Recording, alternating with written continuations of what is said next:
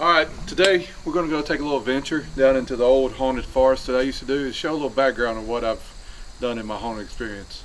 Right now it's a little grown up, but we're going to show some stories that I used to play around down here. So let's go. Wow, this thing's grown up a lot. Look over here, that used to be the final scene.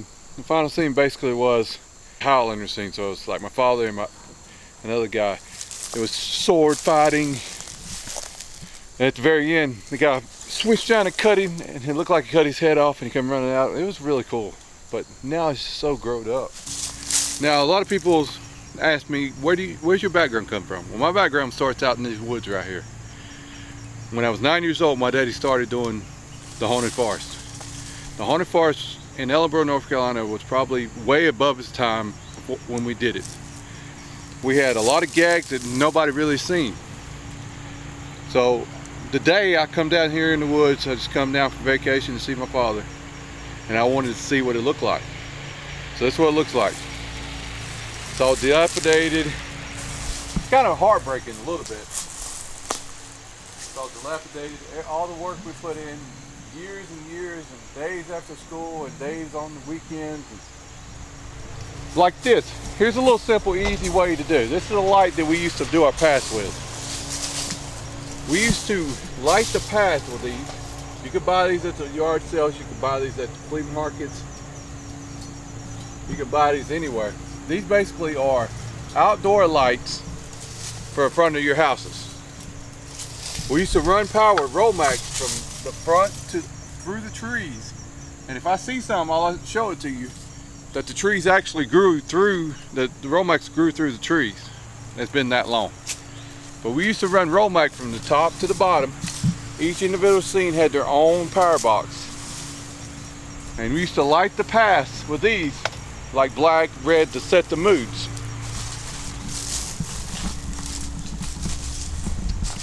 Another thing we used to do is we used to use a lot of pop scares. So you're coming down the path, this was the path. The guy that was over here, you can't see it now because it's so grown up, over here in the scene, he would run from over here through the path and scare you through the tarp.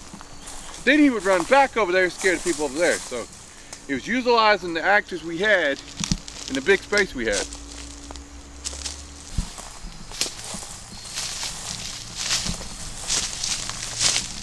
And right here is the old ice hut. Basically, the ice hut was originally was an idea me and my father had. We had a white and ice business. When we started doing a haunted house, it made a perfect friggin' ticket booth. People would come in, get your stuff from right there, walk down the path. A lot of memories, babies, a lot of memories. There you go. All right, here's the cool thing right here. Me and my father found a guy that used to work on Kentwood's transfer trucks. I'm sorry if I don't remember the exact words, but we got two front ends. And the front ends was set across from each other. I don't know where the other one's at now. But they were set across from each other, and they had all the lights, all the horns, everything worked. So you're walking down the path, curtains would fall. When the curtains fall, the lights come on and the horns come off, and that would scare the piss out of somebody because somebody thought they was getting run over.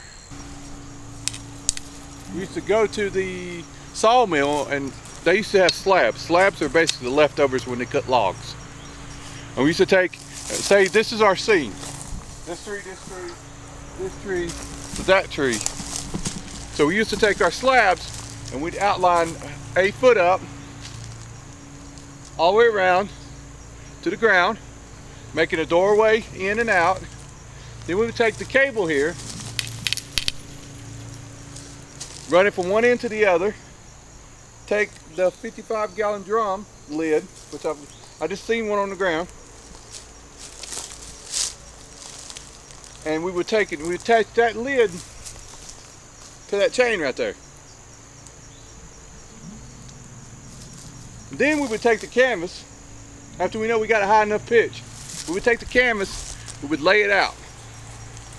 We would attach it to the we would attach it intentionally to the edges of the whole scene. Then we bring the 55-gallon drum lid down, find center, put a hole in the middle with another chain, bring it back up to the top and hook it in. Now you have kind of like a tent like in the clown tent. Then we would go around to the outside edges, pull it tight all the way around and tighten the tack. Right there you have a roof that's not going to leak.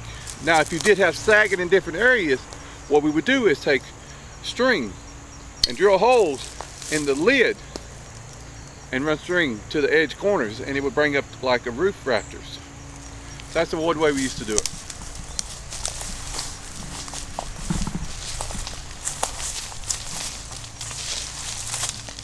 Another thing we used to have was the Texas Chainsaw Massacre scene. This was a cool scene. We used to have a setup just like the original Texas Chainsaw Massacre. Then we had the table, we had the old guy sitting in the corner. We'd have, it looked like a kitchen. Well, what they didn't know the kitchen was, that the stove was actually the hidden door. And on the stove there was burners, and we took fluorescent paint and painted the burners and put a black light on it. A $2 can of fluorescent paint. And a black light is a great effect. You don't have to spend a lot of money on haunted houses.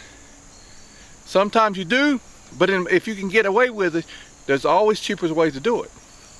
So what would happen was the people would come in, they would see the old man and stuff at the table, and then all of a sudden the door would slide open, and here comes the Texas Chainsaw Massacre guy. And he's coming after you, and there's nowhere to go because you're in a scene. There's only one door, and there's a guy in the front and there's a guy in the back, and they have a big stick and won't let you go nowhere.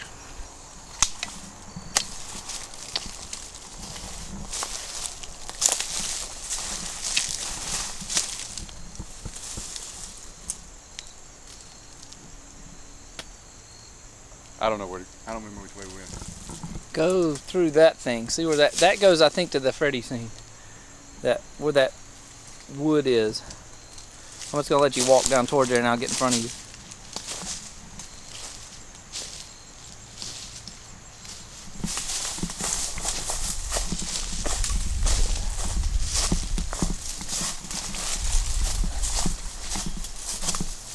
Oh, there's the truck we were talking about.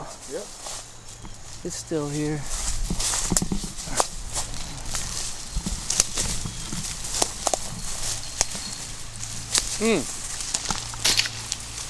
Oh, it got me too.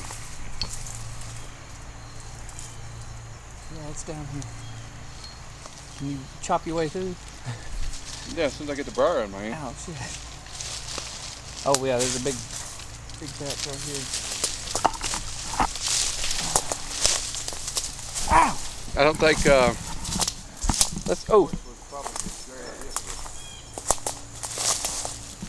Try this way. There's no briars this way.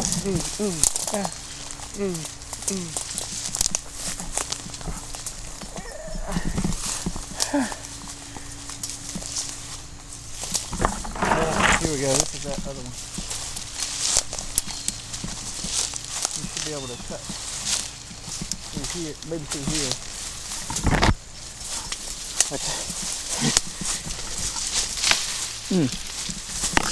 Stuck.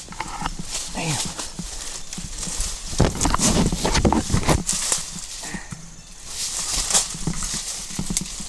Ah, here we go. Yes, this is it. This is good stuff here. Oh, shit.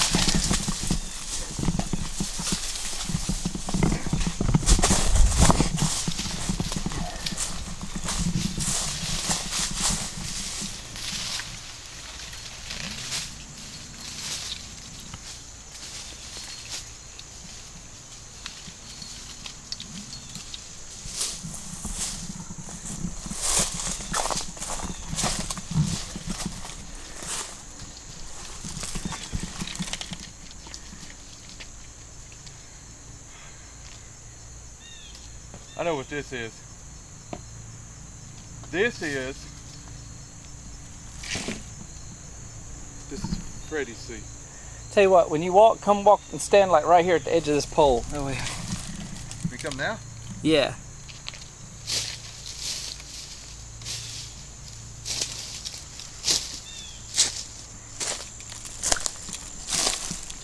This is a Freddy scene. No, this is not the Freddy scene.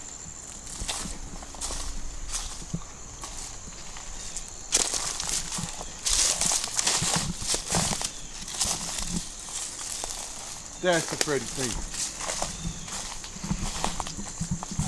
This is the Overlord scene. Yeah, this is the Overlord scene.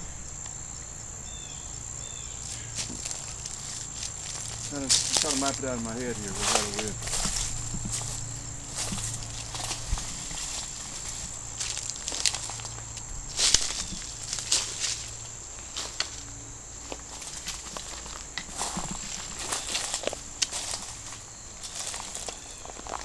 Brings back a lot of memories.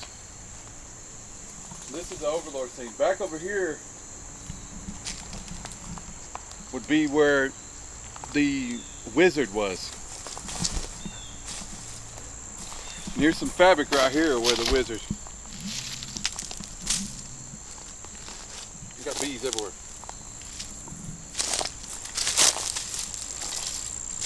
That's where the wizard was. The past came from. No.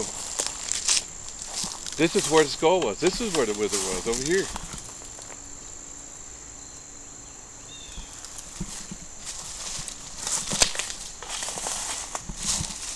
Wow.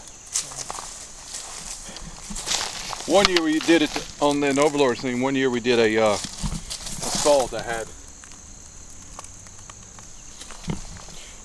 his mouth moved from one of these, and pretty much that's probably it.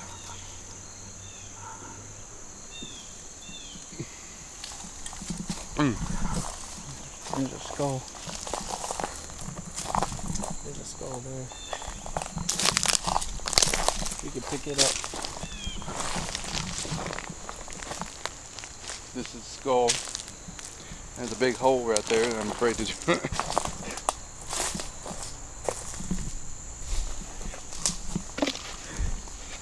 We have many skulls like this.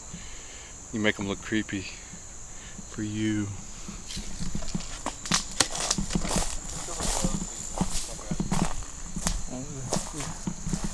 Cushions and. It's probably where the control panel was at. The people come through here. This was the path. People came through here. This is where the Overlord was at. That's where the wizard was at over here. The wizard would conjure and make the tiki torches light up, which is a cool way. Then the Overlord would come out over here with his. We had a staff we built. We had a staff we built that had a 12-gauge shotgun in it, and he would come up and walk up in medicine, looking at the people, set the staff down, push the button, and it'd blow shotgun blast out the top, scare the crap out of him.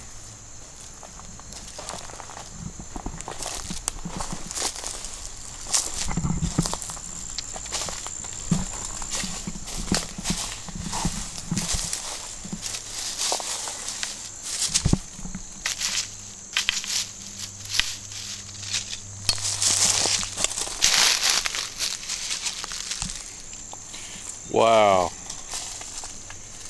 This is just we had in our dentist scene. We actually got a whole dentist set up from a guy. The sinks, the x-ray machines, everything. It was so cool. And we used to have the dentist, he would be working on somebody, and all of a sudden he would bust at the back door, or somebody would bust at the back door. He would come at the people with this drill, and we made it make sound and stuff. And everybody don't like the sound of a drill from a dentist.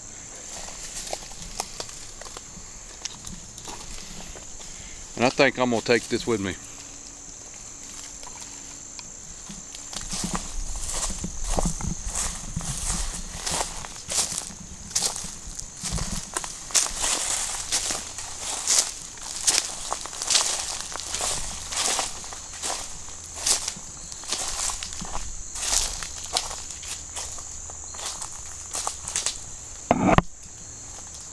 got like one little thing of battery.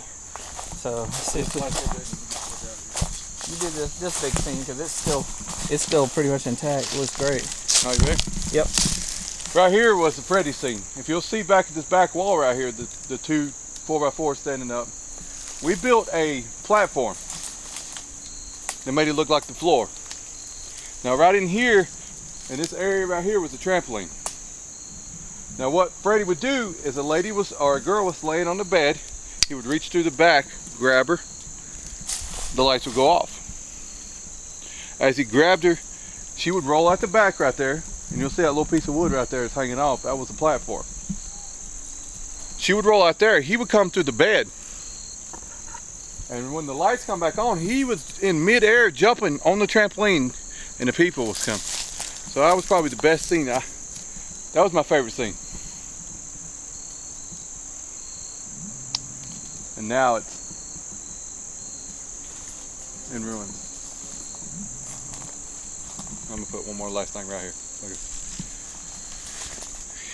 A lot of these things that you see out here in ruins, but to me, these are memories. These are things that made me who I am today in the haunted community.